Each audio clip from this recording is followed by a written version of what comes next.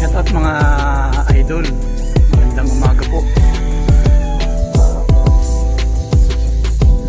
Magandang umaga po mga viewers, mga silent viewers, mga subscriber. Maraming salamat po sa inyo mga paps, mga kagrasa, mga viewers, mga silent viewers. God bless you sa inyo lahat. Meron pa ako ditong ginagawa na Fort Everest. Yung pong foreche po na in-overall ko, yung dinukot ko, hindi ko na lang-video naman. Andun na po, ginagamit na po lang. Mamadali po kasi yung Chinese. Andun, ginagamit na nila. Ito po yung Fort Everest na ginagawa ko. Bali, ito po, namatay sa takbo. Kaya po yung sigunyal, hindi ko na maikot.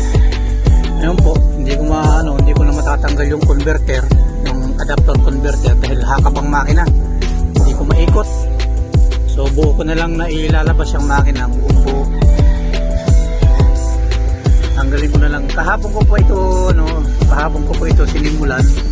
Hindi po ako nakapag-video dahil lobat po yung cellphone ko kahapon. Marami na po ako nabaklas. Yan. Mga kagrasa. Tanggalin ko na lang yung exhaust na lang. Tanggalin ko para kasi pinipihit ko doon sa dugtungan parang gustong maputol, para baka maputol yung mga bolt ng exhaust, malaking problema pa. Gagawa na lang natin ng paraan na iwanan na itong rito, exhaust. So tinanggal ko na yung ibang connection. Yan, mga hose. Tanggal ko na mga konektado sa turbo. Iwanan na yan.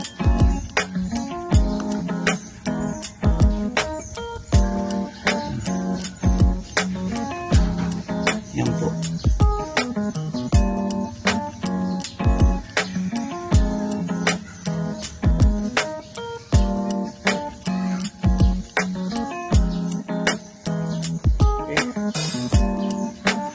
Magsimula na po tayo magbaklas. Estilo pala nito, parang 2E Toyota ang rocker arm.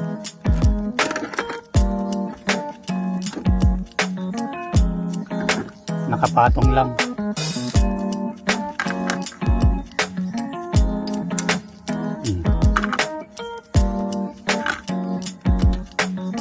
Ganun lang siya. So na tayo sa exhaust. Tanggalin na lang natin itong mga hose ng turbo. Napakatigas. Kapag pinilit ko right.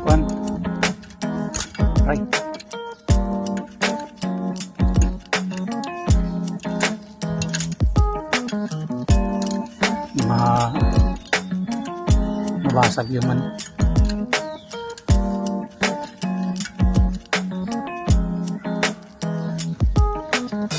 yan po mga idol. Baklas na po yung makina. Nailabas ko na. Ang dahilan po mga idol ng pagkakatok niya yun po yung connecting rod bearing. Ayaw nang matanggal sa sigunyal, sa journal niya. Yan. Buti nga kamo yung connecting rod, yung braso ng connecting rod ay hindi nagkaroon ng kayod, buti hindi na damage. Pero nakakatakot ang ganitong nag-init, nagbaga to nagbaga niya, baka nagkaroon ng crack ang sigunyal. Yun ang nakakatakot. Kalimitan yung mga ganong nangyayari pag nagkakaroon ng lamat. Yun yung pinagmumula ng pagkaputol ng sigunyal.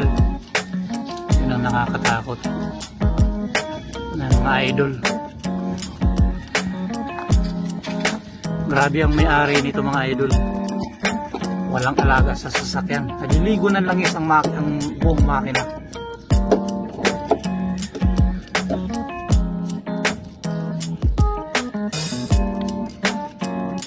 Maganda pa sana yung piston.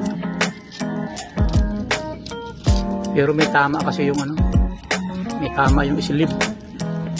Tinamaan din siya.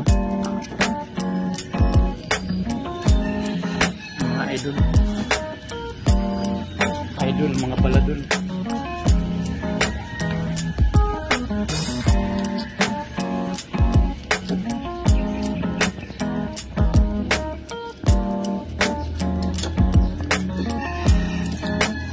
Siya lang yun yung naging dahilan kung bakit hindi maikot ang sigunyal. Ngayon ay ikot na, yan na, galaw na eh.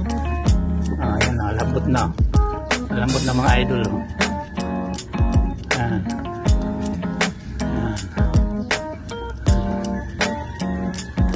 Okay. Yan mga idol.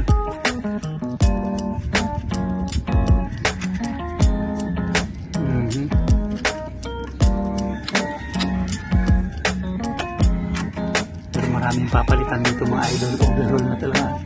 Palit na to ng overhauling gasket, bagong piston, slip, bago din.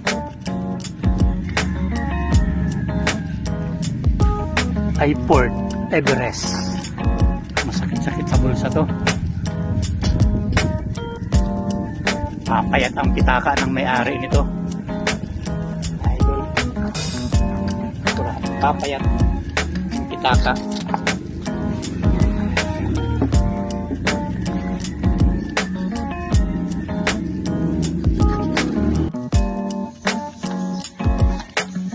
Yan na po, nabaklas ko na ang mga piston.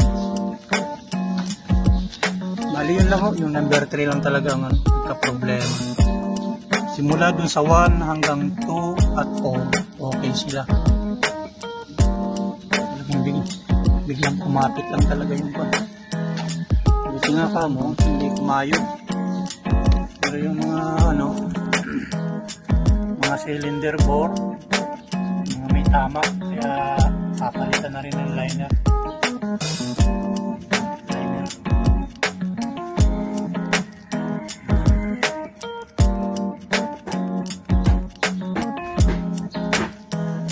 Yan po mga idol, hanggang dito na lang muna po yung aking video. Hanggang sa susunod po, mag-upload na lang po yan. Salamat po.